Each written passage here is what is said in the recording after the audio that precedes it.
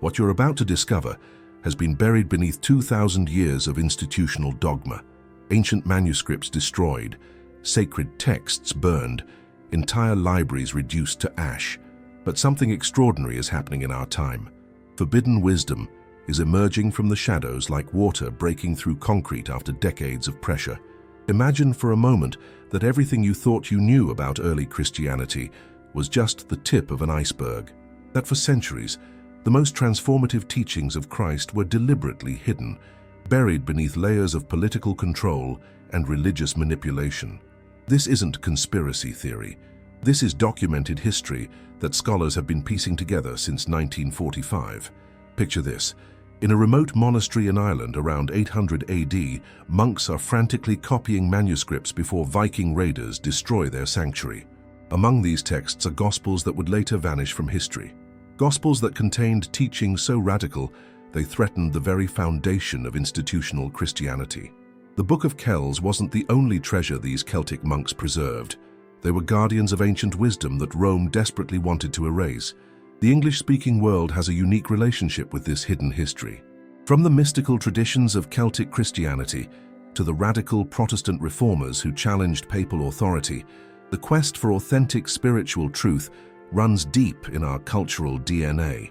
John Wycliffe's English translation of the Bible in the 14th century wasn't just about language, it was about democratizing access to divine truth. But even Wycliffe couldn't access what had been lost, the Gnostic texts that revealed Christianity's most profound secrets. Do you know what Gnosis means? Direct knowledge, personal experience of the divine. Not blind faith, but lived understanding. Christ didn't come to create another religion. He came to awaken the dormant divinity within every human soul. But this truth was too dangerous for those who sought control over the masses. For 1,200 years, the Gnostic Gospels remained lost. Until 1945, when an Egyptian farmer stumbled upon a collection of texts near Nag Hammadi that would forever change our understanding of early Christianity. Among them, the Gospel of Thomas, where Jesus reveals secrets that would shake the foundations of any institutional religious system.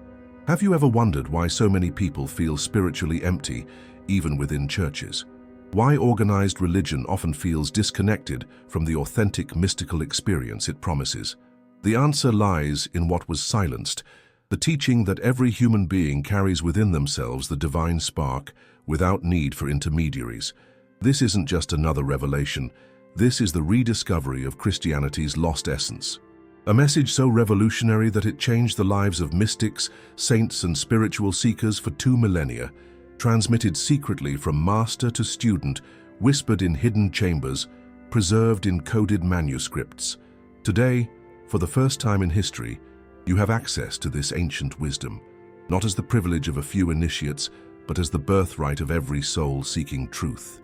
Prepare to discover the hidden face of Christ, the master of Gnosis that the Church silenced, but could never completely destroy. Have you ever felt that something essential was hidden from you about Jesus? That persistent sensation that there was more, much more behind the words you heard since childhood. Like you were seeing only the surface of an infinite ocean of wisdom. You're not alone in this feeling. Millions of people across the English-speaking world experience this same spiritual restlessness. They sense that traditional answers no longer satisfy their soul's deep hunger. It's as if there's a distant echo calling from within, an ancestral voice whispering, "There is more than this." Perhaps you grew up attending Sunday services in a small English village church, memorized Bible verses in American Sunday school, or participated in Anglican traditions passed down through generations. But there were always questions that couldn't find satisfying answers. Why does religion often feel so distant from real spiritual experience? Why do religious institutions sometimes seem more interested in control than liberation? This disharmony you feel isn't rebellion, it's recognition. Your soul recognizes that something essential was altered, diluted, lost along the way, like a beautiful melody that was censored, leaving only scattered fragments that make you long for the complete symphony. Think about the mystics you've admired: Julian of Norwich, Meister Eckhart, William Blake. All of them spoke of a direct connection with the divine that transcended external forms of religion. They described experiences that official theology couldn't fully explain. Do you know why? Because they had touched the Gnosis, the experiential knowledge that Christ's first disciples knew, but which was gradually suppressed. If you feel something stirring within you as you hear this, subscribe now. This channel was created for souls like yours, who seek light beyond institutional walls. It's no coincidence you're here at this moment. Your spiritual awakening has divine purpose. For centuries, people like you have felt this inner calling. Truth seekers who wouldn't settle for superficial answers. From the Celtic Druids who preserved ancient wisdom to the English Lollards who challenged church authority, from American transcendentalists to modern seekers, all recognized a fundamental truth. The divine doesn't dwell in temples made of stone, but in the living temple of human consciousness. This understanding has been the golden thread connecting all authentic mystical traditions. The secret that spiritual masters have transmitted veiled throughout the centuries, adapting to different cultures, but always preserving the essence. You are more than they told you that you were. The sadness you feel when organized religion disappoints you isn't loss of faith. It's authentic faith recognizing that you deserve a deeper, more real, more transformative connection with the sacred. It's your soul remembering its true home. Many times you've probably wondered, why do I feel so different? Why don't traditional explanations resonate completely with me? The answer is that your spirit preserves the memory of a more ancient, purer teaching, closer to the original heart of Christ's message. Don't be ashamed of these questions. Don't apologize for seeking more. The great spiritual masters of all times began exactly where you are now, feeling there was a deeper truth waiting to be discovered, a wisdom that external forms of religion barely touched superficially. Your search isn't loneliness, it's awakening. And this awakening is happening simultaneously in millions of hearts around the planet. We're living a unique historical moment where hidden wisdom can finally emerge into the light. What if Jesus taught something so profound it had to be silenced for centuries? What if the most transformative words of Christ were deliberately hidden because they threatened established power? This isn't speculation, it's documented historical reality. Imagine this. In the first centuries of Christianity, dozens of gospels, apostolic letters, and spiritual treatises circulated among Christian communities. Texts containing direct teachings of Jesus about the nature of reality, the purpose of the human soul, and the path to spiritual illumination. These weren't heretical writings created by sectarians. They were documents venerated by Christian communities that traced directly back to the apostles, communities that practiced a form of Christianity so deep, so transformative, that those who experienced it were never the same again. Christian Gnosis wasn't a different religion. It was Christianity in its purest form, closest to Jesus' original teaching. Gnosis means direct knowledge, immediate experience of the divine. It wasn't about believing in something, but experiencing it, living it, becoming it. Consider this paradox. Jesus himself said he came to bring abundant life, to liberate the captives, to give sight to the blind. But why do so many people, even after years of religious practice, continue feeling spiritually empty? Why does the promise of transformation feel so distant? The answer lies in what was removed. The teaching that the kingdom of heaven isn't a place you go after death, but a state of consciousness you can experience right now. Jesus didn't come to create a religion that would keep you waiting for salvation. He came to awaken the divinity that already dwells within you. The Christian Gnostics understood this profoundly. They knew that every human being carries within themselves a divine spark, a light that is of the same essence as Christ's light. Their spiritual practice wasn't based on external rituals, but on contemplation techniques, meditation, and inner knowledge that allowed them to directly experience this reality. But this understanding represented a mortal threat to those seeking to control the masses through religion. If every person can connect directly with the divine, why do they need intermediaries? If salvation is available here and now, why fear ecclesiastical authority? Emperor Constantine and the bishops who organized the Council of Nicaea weren't interested in preserving the purity of Christ's message. They were interested in creating a religion that served the empire, that kept people obedient, that centralized spiritual power in the hands of a state-controlled hierarchy. This is how the dogmas we know today were born. The idea that we're born in sin, that we need to be saved by an external institution, that direct experience of the divine is dangerous or impossible for common people. These beliefs don't come from Jesus. They come from the political desire to control the spiritual experience of the masses. The American founding fathers understood this danger.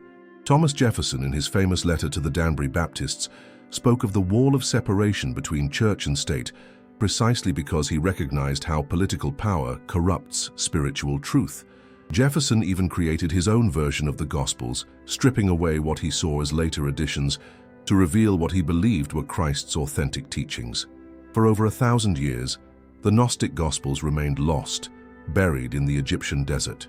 But in 1945, destiny arranged for a farmer to find them.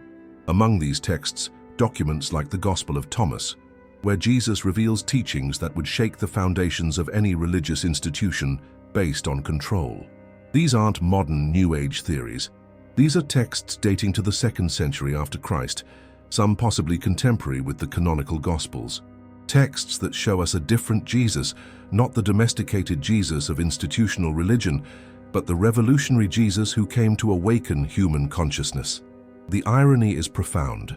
While the Church was burning books and persecuting heretics in Europe, these precious manuscripts lay hidden in Egyptian caves, preserved by the desert itself, until humanity was ready to rediscover this ancient wisdom. Christian Gnosis teaches us that authentic spiritual seeking isn't about obeying external rules, but about awakening inner wisdom. It's not about waiting for someone else to save us, but about recognizing that salvation is our essential nature when we remember who we truly are.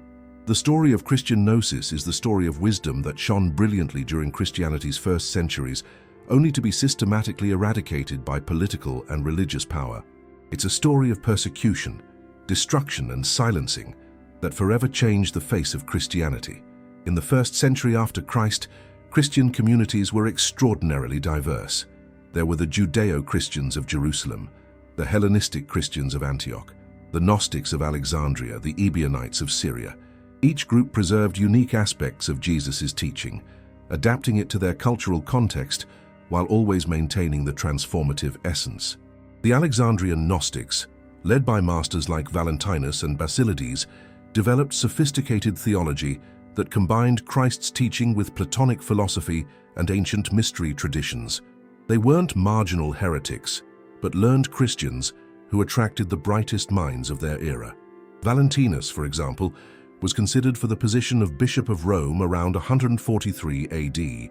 He was a respected teacher who developed complex cosmology, where the material world was seen as a shadow of higher spiritual realities. His central teaching was that every human being carries within themselves a divine seed that can awaken through spiritual knowledge. The Gospel of Thomas, discovered at Nag Hammadi in 1945, contains 114 sayings attributed to Jesus, many of which don't appear in the canonical Gospels. Scholar Stephen Davies of Misericordia University has argued that some of these sayings may be older than those recorded in Matthew, Mark, and Luke. In saying 3 of the Gospel of Thomas, Jesus declares, "If those who lead you say to you, 'See, the kingdom is in the sky,' then the birds of the sky will precede you. If they say to you, 'It is in the sea,' then the fish will precede you. Rather, the kingdom is inside of you, and it is outside of you." This revolutionary teaching placed spiritual power directly in the hands of each individual, eliminating the need for institutional intermediaries. It was a direct threat to any religious system based on hierarchical control. The Gnostics also venerated Gospels attributed to Mary Magdalene, Philip, and other disciples. The Gospel of Mary Magdalene, fragmentary but preserved in Coptic papyri, presents Mary as the disciple who best understood Jesus' esoteric teachings. This directly contradicted the patriarchal narrative being consolidated in the institutional church. The turning point came with Emperor Constantine. In 313 AD, the Edict of Milan legalized Christianity in the Roman Empire. But this apparent victory for Christians was actually the beginning of the end for Christian theological diversity. Constantine didn't convert to Christianity out of spiritual conviction, but political convenience. He saw in Christianity a tool to unify his fractured empire. But for it to function as an imperial tool, Christianity needed to be standardized, controlled, stripped of its most radical elements. The Council of Nicaea in 325 was officially convened to resolve the Arian controversy about Christ's nature, but its effect was much broader. It established the precedent that imperial authority could determine Christian orthodoxy. The bishops who participated weren't chosen by their communities, but selected for their loyalty to the emperor. The Nicene Creed emerging from this council wasn't a spontaneous declaration of faith from Christian communities. It was a political document designed to create theological uniformity under imperial control. Any teaching that didn't conform to this formula would be declared heretical. During the 4th and 5th centuries, persecution against Gnostics intensified dramatically. In 367 AD, Athanasius of Alexandria published his famous Easter letter, establishing the New Testament canon as we know it today. This letter didn't just define which books were acceptable, but ordered the destruction of all other Christian texts. Gnostic libraries were systematically destroyed, monasteries preserving alternative texts were closed, Gnostic masters were persecuted, exiled, or executed. Within decades, a tradition that had flourished for centuries was virtually eliminated. Historian Bart Ehrman of the University of North Carolina has documented how this destruction campaign was so effective that until the Nag Hammadi discovery in 1945, our knowledge of Christian Gnosis came mainly from refutations written by their enemies. Tell me in the comments if you'd already heard about this. What was your reaction to discovering this silenced truth? Because what we're seeing isn't just ancient history, it's the rediscovery of wisdom that can transform your understanding of Christianity forever. The few Gnostic texts that survived did so because they were literally buried in the Egyptian desert, sealed in pottery jars, waiting for the moment when humanity would be ready to rediscover this lost wisdom. That moment is now. For the first time in over 1,500 years, we have direct access to these teachings, not through the filters of their enemies, but in the original words of those who lived and transmitted them. The kingdom is inside you and outside you.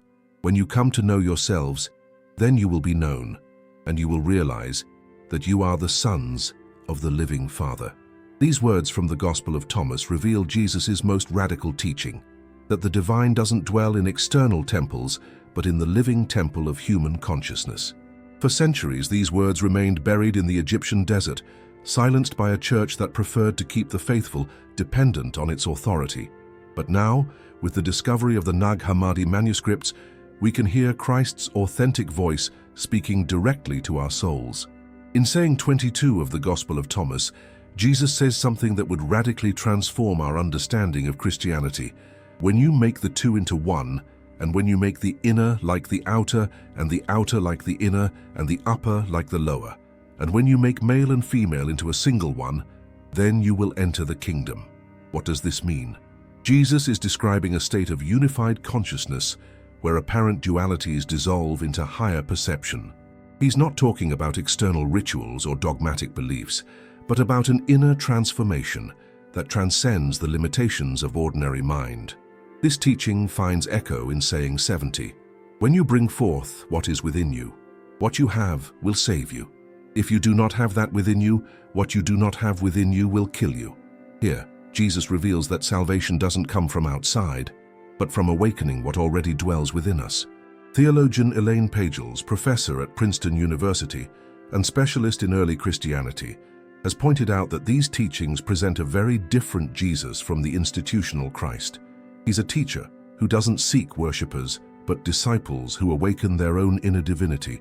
In the Gospel of Philip, another Gnostic text, we find this extraordinary declaration: "Those who say they will die first and then rise are in error. If they do not first receive the resurrection while they live, when they die they will receive nothing."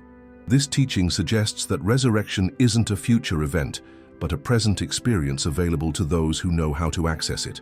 Saying 113 of the Gospel of Thomas records a revealing conversation. His disciples said to him, "When will the kingdom come?"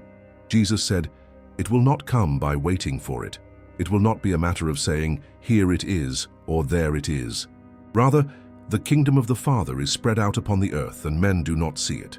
This response demolished any expectation of a future kingdom governed by religious authorities.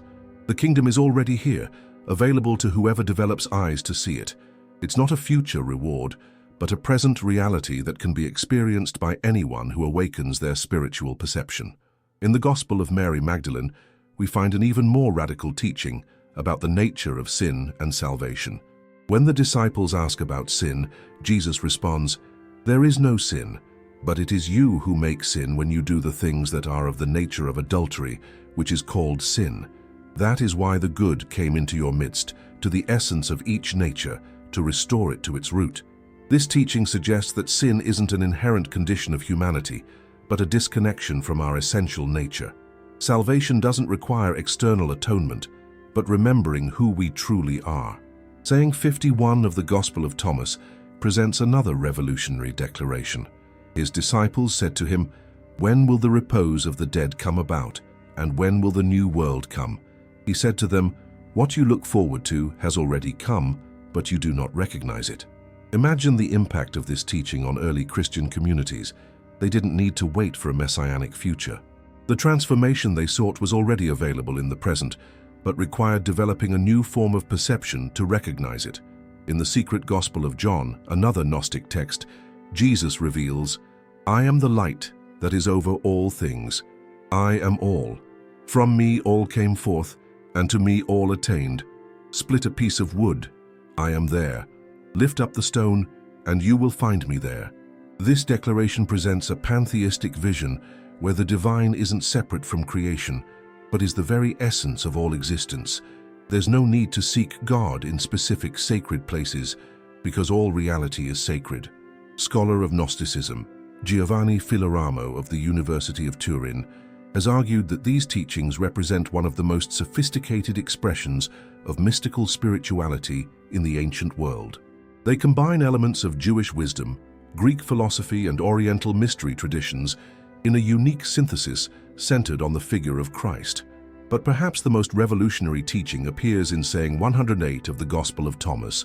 Jesus said, "Whoever drinks from my mouth will become like me. I myself shall become he, and the things that are hidden will be revealed to him."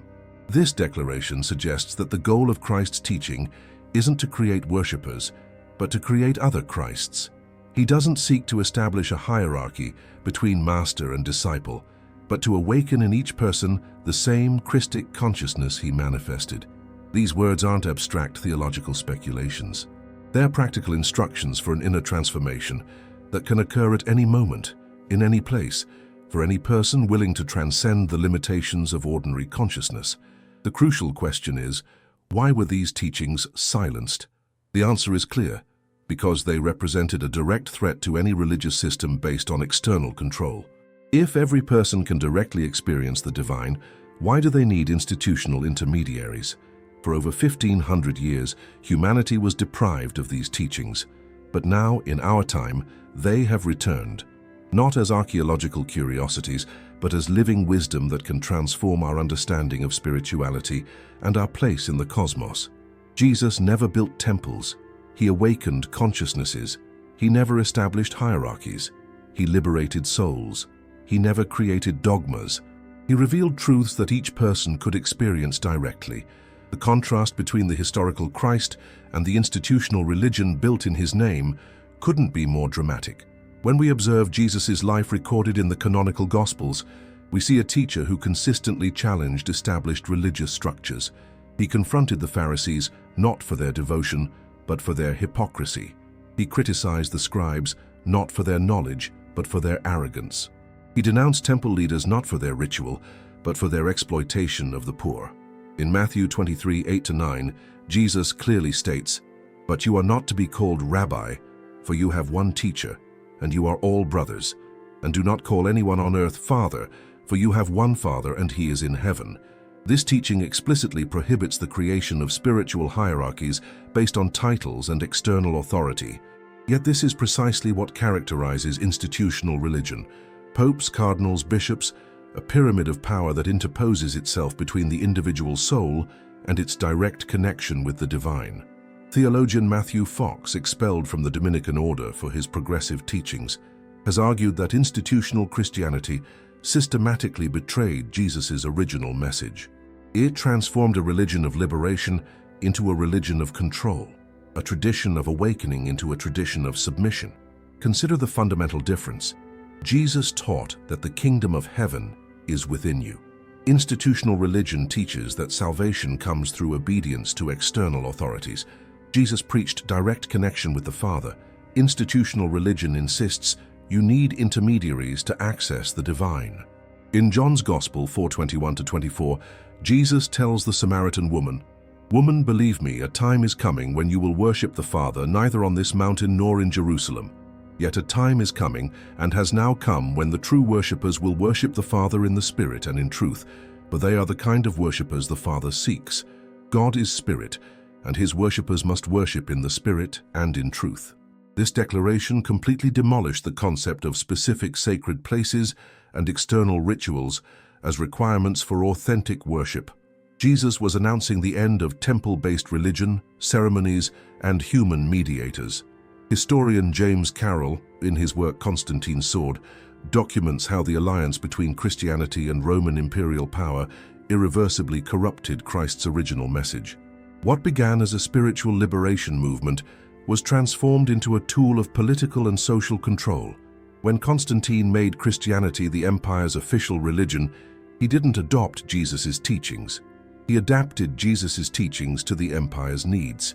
The result was a religion that served established power rather than challenging it.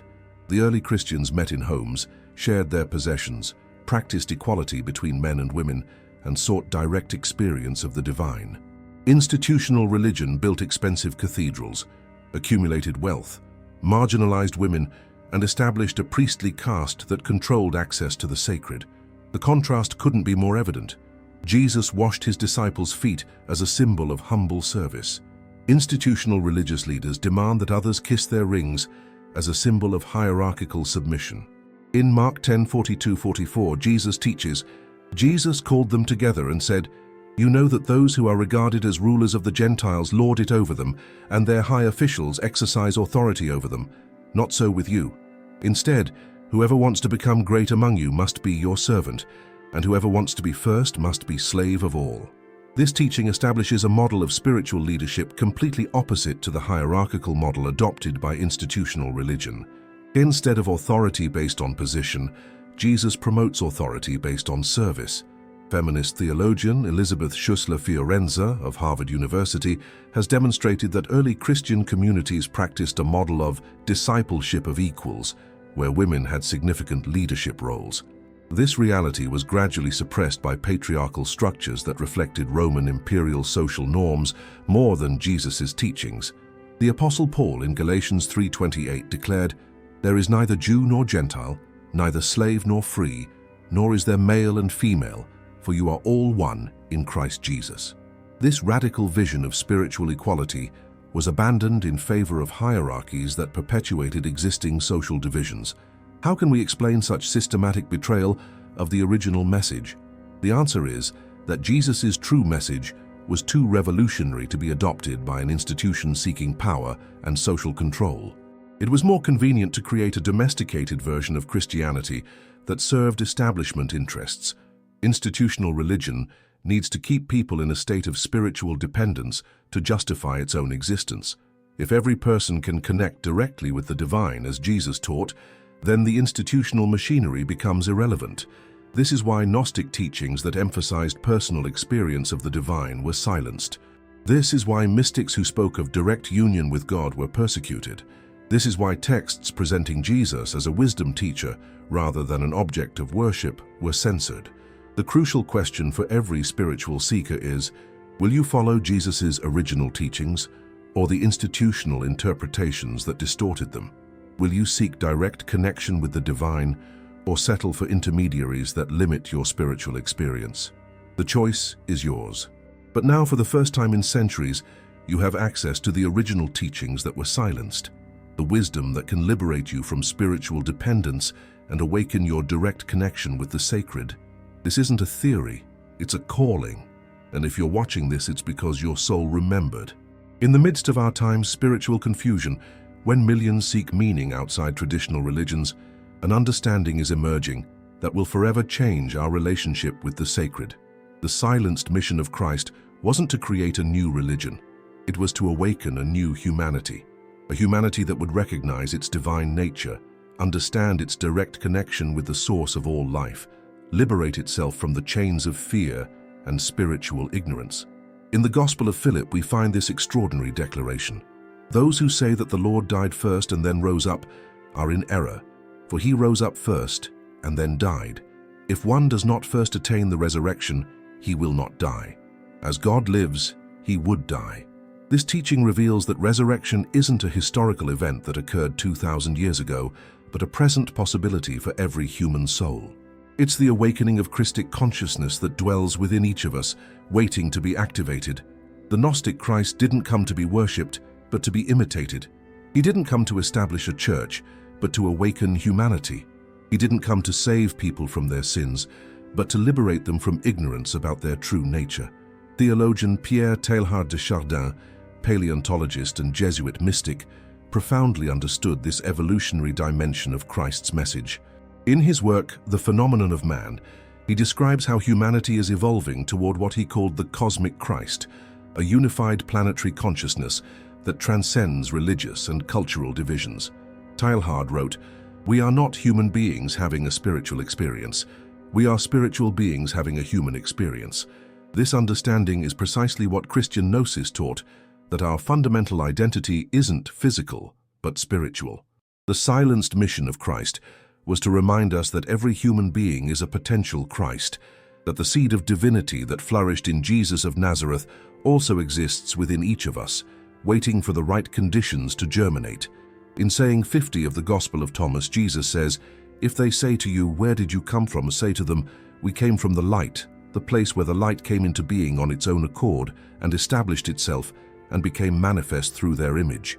If they say to you, 'Is it you?' say, 'We are its children, and we are the elect of the living Father.'" This teaching isn't metaphorical. It's a literal description of our essential nature.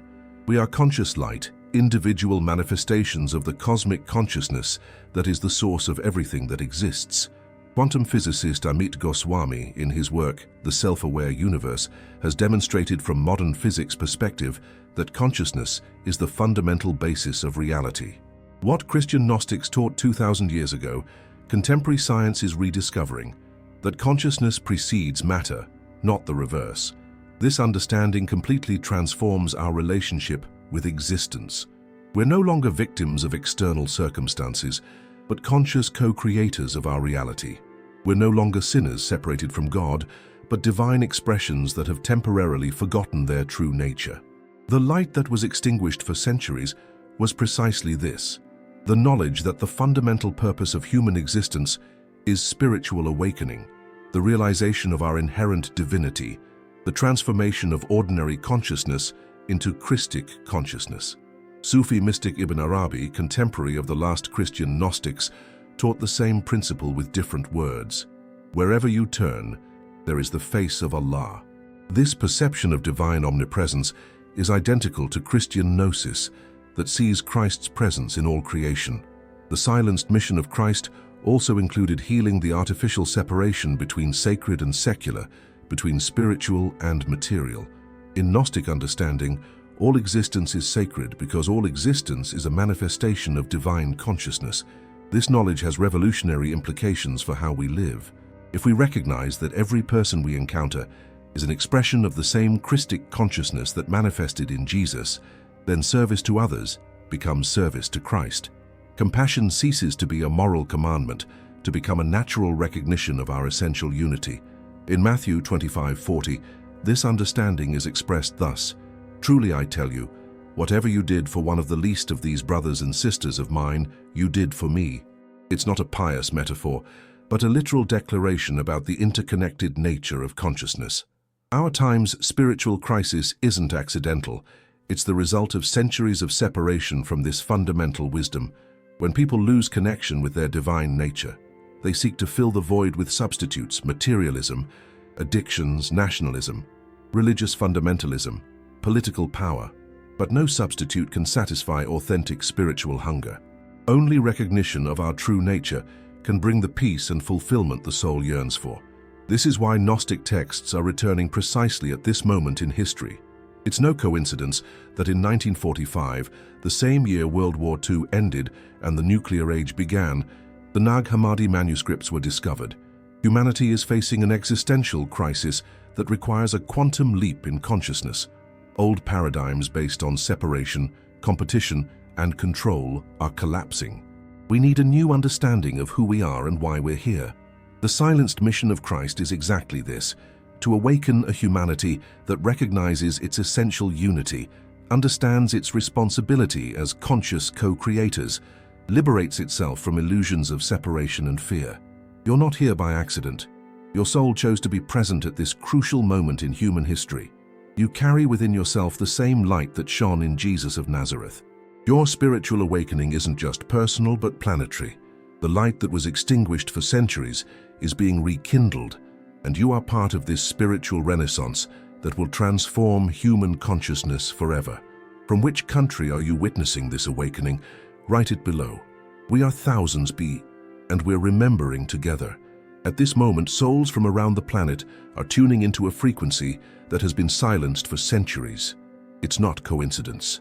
It's a cosmic calling that transcends borders, cultures, and religions. From the United States to the United Kingdom, from Canada to Australia, from Ireland to South Africa, an invisible network of consciousnesses is awakening simultaneously. It's as if humanity were collectively remembering an ancestral wisdom that had been buried under layers of institutional control and social conditioning. This awakening isn't just individual, it's planetary. We're living what Swiss psychologist Carl Jung called synchronicity on a global scale, apparently disconnected events that reveal a deeper pattern of meaning. The rediscovery of Gnostic texts, the crisis of traditional religions, the massive search for authentic spirituality, all this is happening simultaneously for a reason. In America, people are discovering that the religion they inherited doesn't satisfy their soul's spiritual hunger. In Britain, spiritual seekers are questioning dogmas that no longer resonate with their inner experience. In Canada, open minds are exploring mystical traditions their ancestors knew, but which were suppressed by religious colonization. Each nation, each culture, each spiritual tradition has preserved fragments of this universal wisdom. The Sufi mystics of the Islamic world, the Kabbalists of Judaism, the Vedantists of Hinduism, the Zen masters of Buddhism, all have kept alive the flame of Gnosis under different names and forms. But there's something unique about our time. For the first time in history, all these traditions are converging. Secrets that for centuries were preserved in closed esoteric circles are now available to anyone with internet access and authentic spiritual curiosity. Anthropologist Terence McKenna observed that humanity is experiencing an acceleration of novelty, an evolutionary process where consciousness changes that once took millennia now occur in decades. This acceleration is creating a unique window of opportunity for mass spiritual awakening. From New Zealand to Jamaica, from Scotland to India, hearts are resonating with a truth that cannot be contained by political borders or cultural differences. The Gnosis of Christ speaks a universal language that transcends barriers of language and nationality. Do you feel that resonance in your heart as you read this? That sensation of recognition, as if you were remembering something you always knew but had forgotten? You're not imagining things. Your soul is responding to a frequency that has been waiting for lifetimes to be activated. In every English-speaking nation, in every country where Christ's message resonates, there are people experiencing this awakening. Some call it spiritual awakening, others consciousness ascension, others simply remembering. But all are describing the same fundamental experience, the recognition that they are more than they were told they were. This phenomenon is documented by consciousness researchers worldwide. Dr. Stanislav Grof, pioneer in the study of altered states of consciousness, has identified what he calls spiritual emergency, a process where people spontaneously experience expansions of consciousness that connect them with transpersonal realities. The Institute of Noetic Sciences, founded by astronaut Edgar Mitchell, has been documenting cases of sudden spiritual transformation that occur without the use of sacred plants or specific techniques. Simply, people are awakening, as if an invisible signal were being transmitted planetarily. From Wales to Nigeria, from Kenya to Pakistan, this awakening is occurring in all social classes, all ages, all professions. Doctors, engineers, teachers, students, elderly, young, all are experiencing moments of spiritual clarity that connect them with a broader reality. Where are you reading this from? The UK, the US, Canada, Australia? It doesn't matter. What matters is that your soul recognizes the truth being revealed.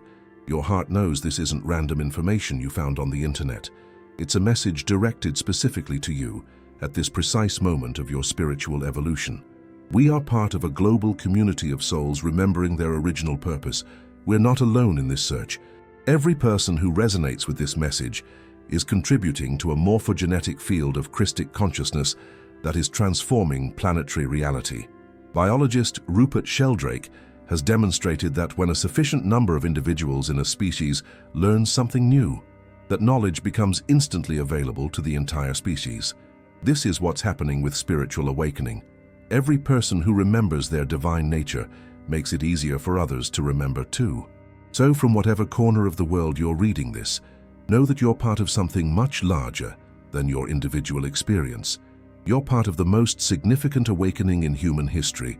You no longer need intermediaries. You and God have always been connected. This is the most revolutionary truth ever spoken, and it's exactly what Jesus came to reveal. He didn't come to place himself between you and the divine, but to show you that separation never existed. Every ritual you need is already programmed in your heart. Every prayer you seek already resonates in your soul. Every answer you long for already dwells in your consciousness. Authentic spiritual seeking isn't finding something external to complete you, but remembering the completeness you already are. In Luke 17:21, when the Pharisees asked Jesus when the kingdom of God would come, he responded, "The kingdom of God does not come with observation, nor will they say, 'See here,' or 'See there.' For indeed, the kingdom of God is within you." Some translations say, "among you." Both are correct because what is within is also among us, connecting us in an invisible network of divine consciousness. This direct connection with the sacred isn't the privilege of extraordinary saints or mystics.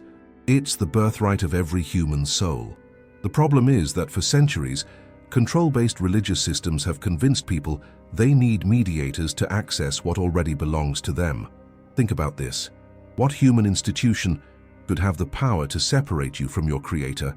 What external authority could control your relationship with the source of your own existence? The question itself reveals the absurdity of the premise. Yet millions of people have lived under this illusion for generations. Authentic spiritual awakening begins with a simple but profound understanding. You're already connected. You're already complete. You're already loved. You're already divine. Spiritual practice isn't creating these qualities, but remembering them, recognizing them, living them consciously. Spiritual master Jiddu Krishnamurti, who spent decades dismantling systems of spiritual authority, said, "Truth is a pathless land. You cannot reach it through organizations, creeds, or rituals. You must find it within yourself, through your own direct experience." This is the essence of Christ's Gnostic message. Every person has direct access to spiritual truth. You don't need to be ordained by an institution. You don't need to follow prescribed dogmas. You don't need to fear judgment from human authorities who proclaim themselves representatives of the divine. Neuroscientist Dr. Eben Alexander, who experienced a near-death experience that transformed his materialist understanding of consciousness, described his encounter with what he called the Source as direct communication without words, without intermediaries, without institutional barriers. His book, Proof of Heaven, scientifically documents what mystics have known for millennia. Consciousness is fundamental, not derivative. When you connect directly with your divine nature, you experience what Gnostics called pistis sophia, faith wisdom. It's not blind faith in external doctrines, but wisdom emerging from your inner experience. It's knowledge arising when your soul recognizes its true home.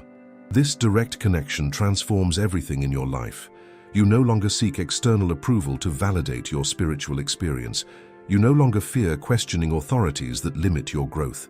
You no longer feel guilty for exploring truths that resonate in your heart, but contradict institutionalized dogmas. Transpersonal psychologist Ken Wilber has mapped stages of spiritual development and observes that the most spiritually advanced people often transcend traditional religious forms to find what he calls post-conventional spirituality. This is spirituality that honors the wisdom of all traditions, but isn't limited to anyone. When you recognize your direct connection with the divine, You also recognize that this same connection exists in every person you encounter. Service to others becomes a natural expression of your spiritual understanding, not a moral commandment imposed from outside. This is the spiritual revolution happening globally.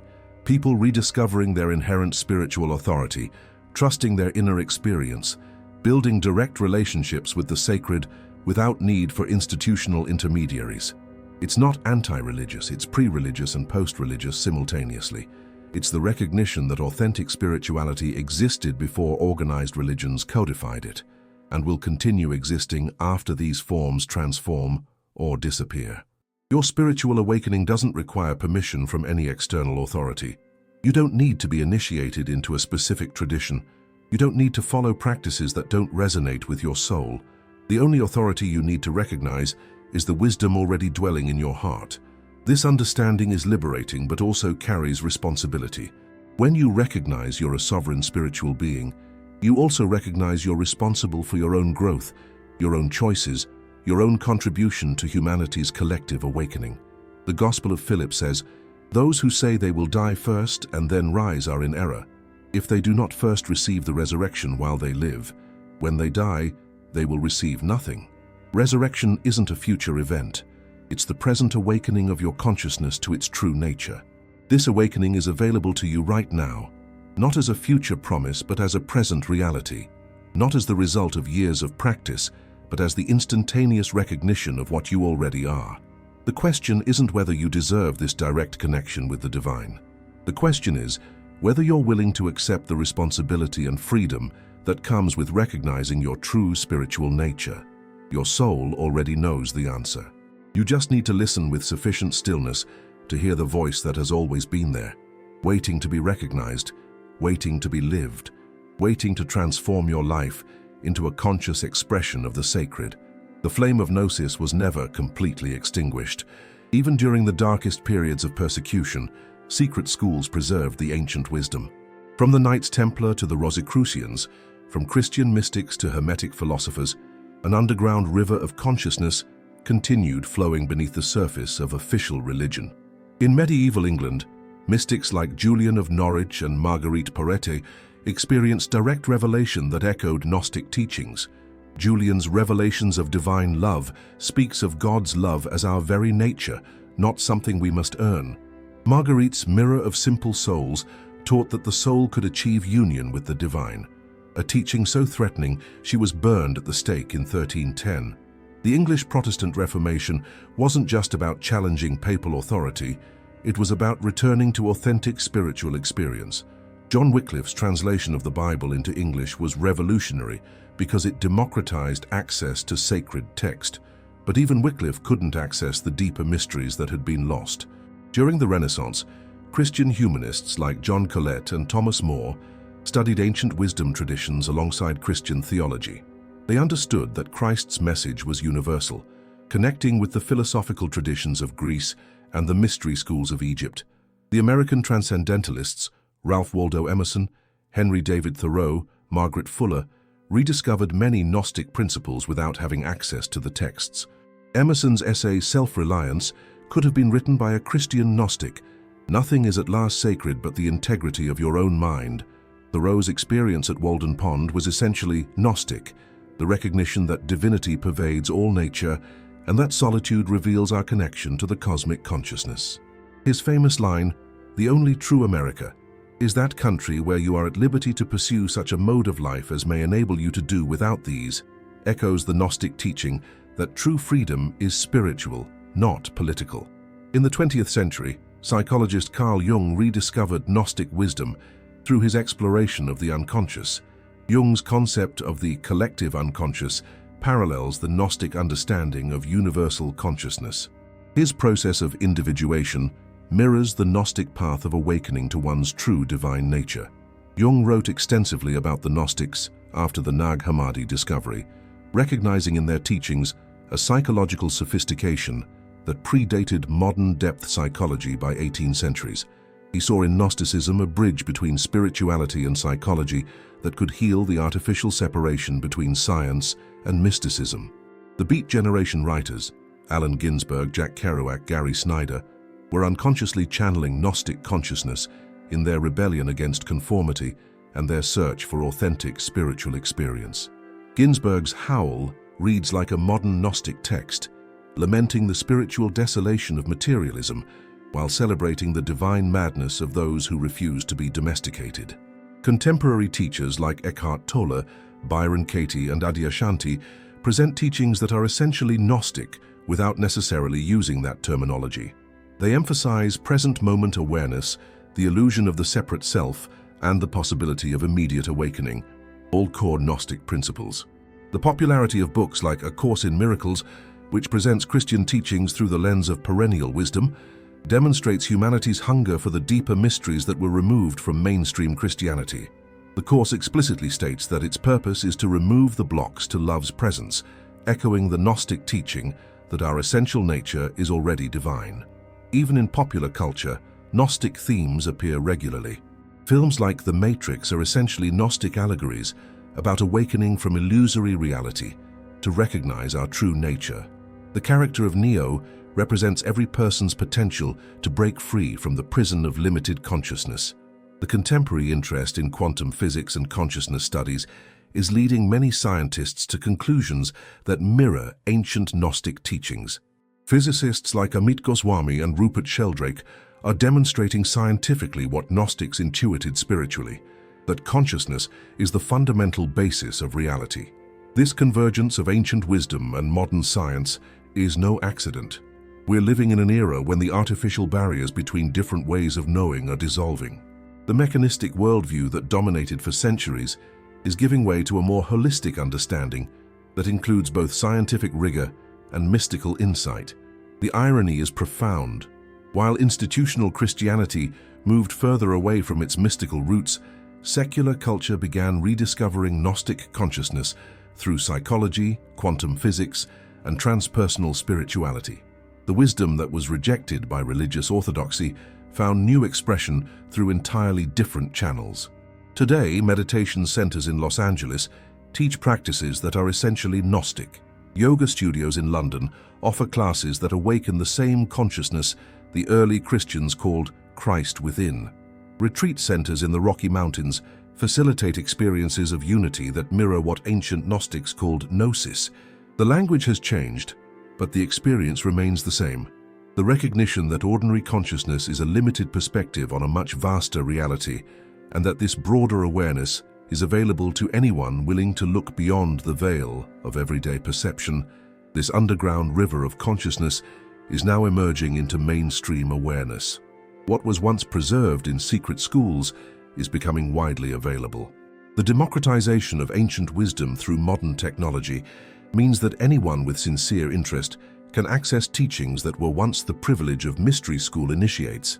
We are witnessing the return of the perennial philosophy, the understanding that beneath the surface differences of all wisdom traditions lies a common core of mystical truth. This return isn't happening through religious institutions, but through direct experience, scientific research, and the simple recognition that consciousness itself is the common ground of all existence. The Gnostic Christ isn't competing with other spiritual traditions. He's revealing the universal principle that appears in every authentic mystical teaching. Whether called Buddha nature, Atman, Christ consciousness, or simply awakening, the experience is fundamentally the same, the recognition of our true spiritual identity. This is why the Nag Hammadi texts feel so contemporary, despite being nearly 2,000 years old. Truth is timeless. The same consciousness that awakened in 1st century Palestine is awakening in 21st century seekers around the world. The question facing each of us is whether we'll participate consciously in this awakening or remain asleep to our true nature. The choice has never been more urgent, and the resources for making an informed decision have never been more available. The forbidden truth that was buried for centuries is now returning to the light, and you are here at this crucial moment in history to be part of this renaissance of consciousness.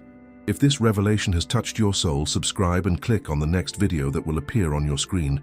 It's not coincidence, it's part of your path. The fact that you've come this far, that you've resonated with these truths, that your heart has recognized the authenticity of this message, confirms that your spiritual awakening has begun. This isn't a conclusion, it's a commencement. The seeds of Christian Gnosis planted in your consciousness during our time together now need to be watered with practice, reflection, and application in your daily life. Knowledge without experience is merely information. Experience without integration is just a fleeting moment. During the coming days, observe how your perception of the world changes. Notice how the words you heard today begin resonating in unexpected situations. Pay attention to the synchronicities appearing in your life, the conversations that arise, the books that come into your hands. All of this is part of the awakening process you've initiated. The next video appearing on your screen isn't a random algorithmic recommendation. It's the natural continuation of your spiritual journey. Each piece of content we share is carefully designed to guide you step by step from initial recognition of your divine nature to complete integration of this wisdom in your practical life. Thousands of people from across the English-speaking world are living exactly the same transformation you're experiencing now.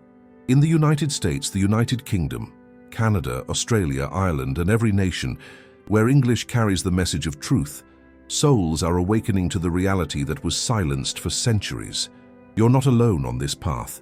You've found your spiritual tribe, your community of souls who share the same thirst for authentic truth. Every comment you leave, every interaction you have with this content is contributing to a collective awakening that will transform planetary consciousness. The Gnosis of Christ you discovered today isn't just historical information. It's living wisdom that can revolutionize every aspect of your existence, your relationship with yourself, with others, with nature, with the divine. Everything is about to transform in ways you can't yet imagine. Subscribe now and activate the notification bell, not because you need more content for entertainment, but because you've initiated a transformation process that requires guidance, accompaniment, and community. The upcoming videos will deepen specific techniques, concrete practices, and real applications of this ancient wisdom. Your soul has waited centuries for this moment. Don't let it pass. Click on the next video. Your spiritual awakening has just begun. Thank you for watching this video to the end. We'll meet in the next video, where we'll explore how to practically apply these Gnostic teachings in your modern life. The ancient wisdom that was hidden is now yours to live and share. Remember, you are not who they told you that you were.